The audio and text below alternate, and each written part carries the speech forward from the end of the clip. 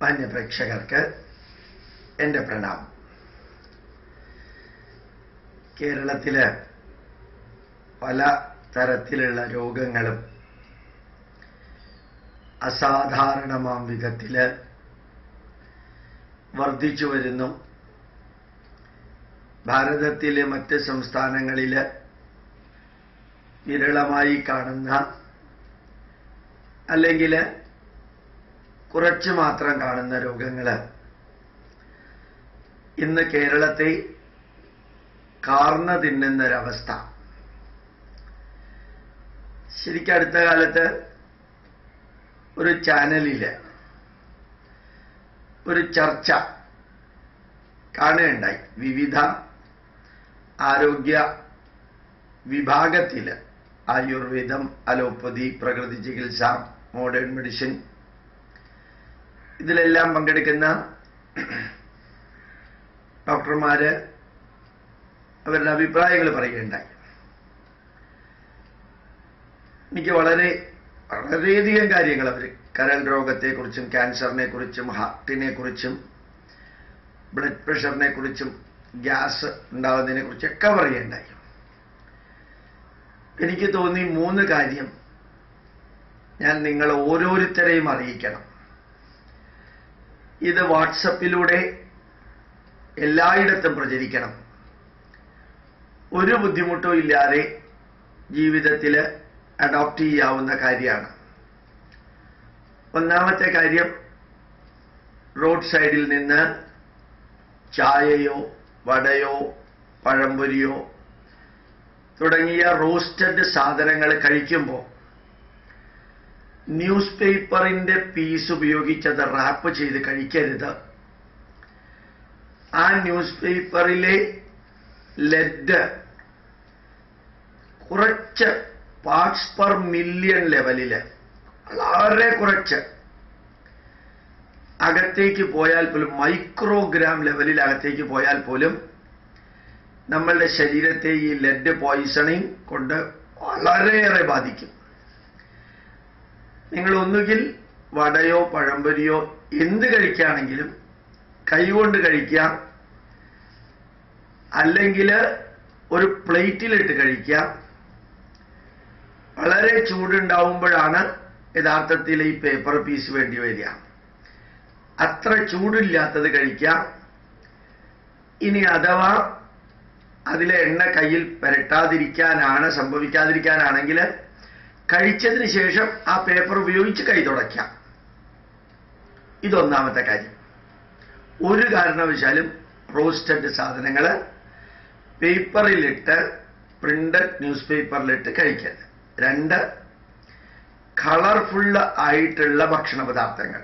ഇപ്പോ പഴംപൊരിക്കാണെങ്കിലും ബജ്ജിക്കാണെങ്കിലും എല്ലാം നല്ല ചുമന്ന കളറ്, നല്ല മഞ്ഞ കളറ് ഇടുന്നുണ്ട്. അത് ഡെഡ്ലി പോയിസണസ് ആയിട്ടുള്ള മെറ്റീരിയലാണ്.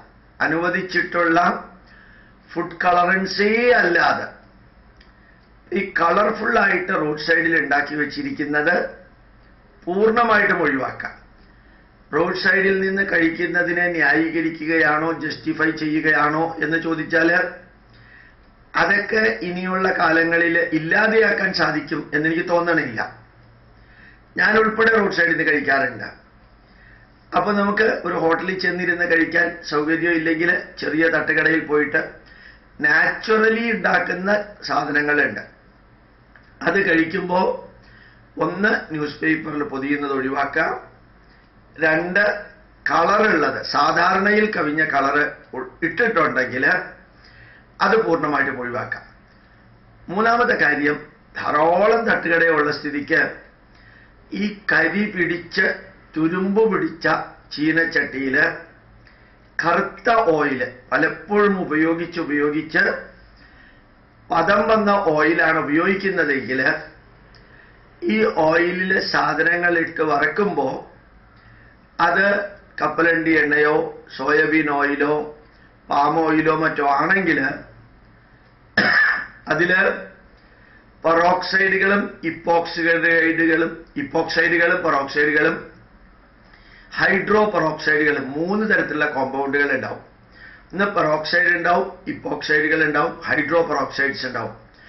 ഇത് മൂന്നും കാർസിനോജനിക് ആണ്. നേരിട്ട് ക്യാൻസർ ഉണ്ടാക്കില്ല.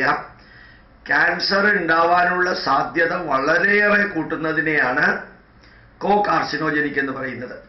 ഇപ്പോൾ ഉപയോഗിച്ച എണ്ണ കുറേ ദിവസം വെച്ചതും നിരന്തരം അത് തന്നെ ഉപയോഗിച്ച് അതിലേക്ക് ഫ്രഷ് എണ്ണ ഒഴിച്ചൊഴിച്ച് വീണ്ടും സാധനങ്ങൾ വറക്കുന്നതും എല്ലാം ഈ 3 കോമ്പൗണ്ടുകൾ ഉണ്ടാക്കാൻ വളരെയേറെ സഹായിക്കും. അത് ഡെഡ്ലി പോയിസണസ് ആണ്. പലപ്പോഴും മുകളിലെ എണ്ണ വാറ്റി മാറ്റി ചുവട്ടിലെ കീടനെല്ലാം കളഞ്ഞിട്ട് വീണ്ടും ഉപയോഗിക്കുന്നത്. അങ്ങനെ ഉണ്ടെന്ന് സംശയം തോന്നുന്ന ഈ തട്ടുകടയിൽ നിന്ന് ഭക്ഷണം കഴിക്കുന്നത് ഒഴിവാക്കാം. പിന്നെ നമ്മൾ ഇന്ന് ശ്രദ്ധിക്കാനുള്ളത്, നല്ല തട്ടുകടകളുണ്ട്, ട്രഡീഷണൽ ആയിട്ടുള്ള നല്ല തട്ടുകടകളുണ്ട്. അവിടെ ഇങ്ങനെയുള്ളതല്ലാത്തത് ഒന്ന് കണ്ടുപിടിച്ചാൽ പിന്നെ നമുക്ക് ഇടയ്ക്കിടയ്ക്ക് ആവശ്യം വരികയാണെങ്കിൽ അവിടെ നിന്ന് കഴിക്കാം. വീണ്ടും ഞാൻ പറയുന്നു, റോഡ് സൈഡിൽ നിന്ന് ഭക്ഷണം കഴിച്ചതിനെ ന്യായീകരിക്കുന്നതല്ല. അങ്ങനെ ധാരാളം പേര് കഴിക്കുന്നവർക്ക് 3 സന്ദേശങ്ങൾ പ്രയോജനപ്പെടുമെന്ന് തോന്നി. 1, ന്യൂസ് പേപ്പറിൽ റാപ്പ് ചെയ്ത റോസ്റ്റഡ് മെറ്റീരിയൽ കഴിക്കരുത്, റാപ്പ് ചെയ്ത് കഴിക്കരുത്. 2, കളറുകൾ, വ്യത്യസ്തമായ ഇൻറ്റൻസ് കളറുകൾ ഉപയോഗിച്ചിരിക്കുന്ന സാധനം ഒഴിവാക്കാം. 3, വളരെ വൃത്തികെട്ട രീതിയിലുള്ള ചീനച്ചട്ടിയും ഉപയോഗിച്ച ഓയിൽ തന്നെ വീണ്ടും വീണ്ടും ഉപയോഗിക്കുകയും ചെയ്യുമ്പോൾ ചീനച്ചട്ടിയിലുള്ള ഇരുമ്പ് ഓക്സൈഡ്, ഈ പെറോക്സൈഡും ഹൈഡ്രോപെറോക്സൈഡും ഇപ്പോക്സൈഡും ഉണ്ടാക്കുന്നതിന് വളരെയേറെ സഹായിക്കും. ആ കോമ്പൗണ്ടുകൾ ക്യാൻസറിന് തീർച്ചയായിട്ടും കാരണമാകും എന്നുകൂടി ഓർമ്മിപ്പിക്കുന്നു. കേരള ജനതയുടെ ആരോഗ്യത്തിന് ചില ബിറ്റുകൾ ഇതേപോലെ കൊടുത്താൽ കൊള്ളാമെന്ന് കുറേ പേര് പറഞ്ഞതുകൊണ്ടാണ് ഇന്ന് ഇങ്ങനെ ഒരു ഇൻഫർമേഷൻ നിങ്ങളുടെ മുമ്പിൽ സമർപ്പിച്ചത്. പ്രണാമം, നമസ്കാരം.